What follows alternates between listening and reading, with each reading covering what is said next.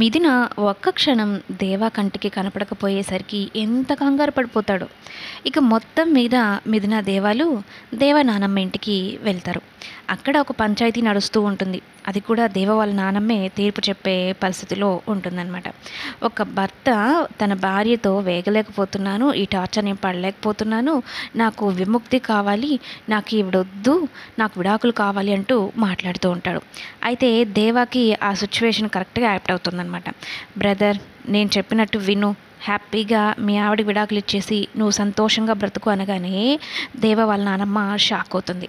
అయితే ఇంతలో మిథున ఇన్వాల్వ్ అయ్యి అమ్మ తర్వాత మరలా అంత కేరింగ్గా బిడ్డల కోసం త్యాగాలు చేస్తూ వాళ్ళ సంతోషాల కోసం కోరుకుంటూ ఉండేది ఒక భార్య మాత్రమే. అమ్మ ఎంత స్వచ్ఛమైన ప్రేమను చూపిస్తుందో అలాంటి ప్రేమను భార్య మాత్రమే చూపించగలదు.